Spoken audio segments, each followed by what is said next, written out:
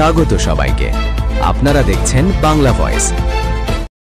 এই দেশে আওয়ামী লীগের জাতীয় পার্টি, এটা দেশের ম্যাক্সিমাম 50 থেকে 55% জনসমর্থন আছে।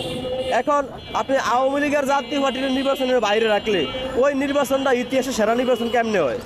মানুষ কয়েক টন গাঁজা খাইলেও তো এই সমস্ত কথা কয় না, কিন্তু আমাকে এই সরকারের প্রধান উপদেষ্টা আর তার ফেস সচিব কয় এটা নাকি ইতিহাসে সেরা নির্বাচন হইব। আওয়ামী লীগ একটা বাজে নির্বাচন করছে, তার মানে কি আপনি একটা বাজে নির্বাচন করবেন? আপনি যদি তেল নুন ছাড়া একটা নির্বাচন করে দেওয়া দেন তাহলে তো এই দেশে যুদ্ধটা লাগেই থাকবো, ভালো তো আর কিছু করলেন না। আপনি যে ব্রিটিশরাই পৃথিবীতে অনেক দেশ ভাগ করছে, বুঝছেন, এমন এলোমেলোভাবে ভাগ করছে যাতে দ্বন্দ্ব লাগিয়ে থাকে। এই ডক্টর ইউনূস সেম এরকম একটা নির্বাচন দেওয়া যাইব যাতে একটা গৃহযুদ্ধ লাগিয়ে থাকে, সেম এই কাজটাই করবো। আমি ডক্টর ইউনূসরে বাংলাদেশি মনে করি না, আমি মনে করি ডক্টর ইউনূস টোটালি যুক্তরাষ্ট্রের ডিপ স্টেটের লোক আর সিআইএর এজেন্ট, মানে কারো এজেন্ডা বাস্তবায়ন করতে হয়েছে। কারণ এই পৃথিবীতে ইতিহাস বিবেচনা করে দেখেন, যারা মানে পশ্চিমা বিশ্বের গোলামি করে হেরাই শুধু নোবেল পায়, এছাড়া কেউ নোবেল পায় না। 2025 সালে নোবেল পাইছে ভেনিজুয়েলার মাসাদো। ওই মাসাদা হয়েছে আপনার ভেনিজুয়েলা আর যুক্তরাষ্ট্র প্রায় যুদ্ধের কাছাকাছি, একদম কাছাকাছি। আর ওই যুক্তরাষ্ট্রের ভেনিজুয়েলার যে মাসাদো নোবেল পাইছে ও বলে ট্রাম্পের নোবেল পাওয়ার যোগ্য, আর ট্রাম্পের নোবেল উৎসর্গ করতে চায়। তাহলে বুঝেন নোবেল কারা পায়? যারা আমেরিকাপন্থী পশ্চিমা বিশ্বের অনুকরণ করে তারাই শুধু নোবেল পায়। আর ডক্টর ইউনূস শুধু এই কারণেই নোবেল পাইছে, আর কোনো বিশেষ কারণ নাই।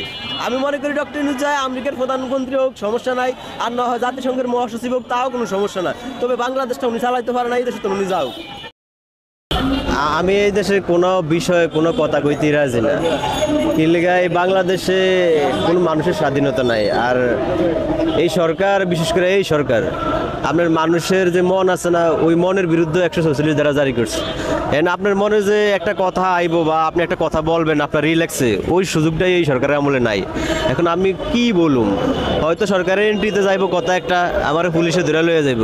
এখন যদি কথা বলার স্বাধীনতা থাকতো তাইলে মনের যা রাগ খুব আক্ষেপ বলতাম। এখন কি কিছু বলার আছে? আর বাংলাদেশের তো চরিত্র একটাই, যে দাপটে থাকে হে ভুল করলে সে বোঝেই না যে সে ভুল করছে, আর যদিও বোঝে যে ভুল করছে ওইটা মানতে রাজি না যে সে ভুল করছে। এখন আওয়ামী লীগের তো বলি, আওয়ামী লীগ রাষ্ট্র ক্ষমতায় আসলে অনেক ভুল করছে, কিন্তু পরবর্তীতে যারা আন্দোলনের পরে বিপ্লবী সরকার গঠন হয়েছে তারা আরো বড় বড় ভুল করছে। বিশেষ করে কথা হয়েছে, একটা সরকার ভুল করছে, একটা ব্যক্তি ভুল করছে, পরে কি আমিও সেম ভুল করুম? তাহলে তো আমি সমান অপরাধী।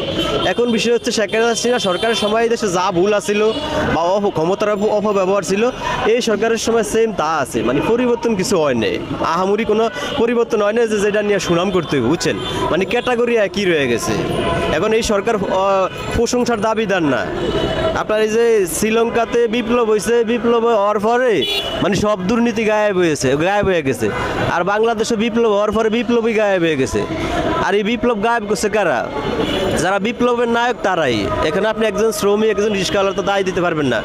আমরা আওয়ামী লীগ সরকার ধরেন খারাপ, আমি আওয়ামী লীগের প্রশংসা করি না, খারাপই। এখন আপনার তো সেম খারাপ। আওয়ামী লীগের সময় দুর্নীতি হয়েছে, ঠিক আছে, এটা অসত্য না, কিন্তু কিছু কাজ চলমান ছিল, মানে কাজও হয়েছে, দুর্নীতি হয়েছে। কিন্তু এই সরকারের সময় আমি তেমন কোনো স্পেশাল কাজ দেখি না যে 1-1.5 বছরে যে বড় একটা কাজ করছে, কিন্তু দুর্নীতিটা ঠিকই চলমান।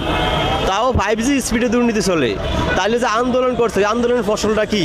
মানে এদেশের মানুষ কি পাইছে?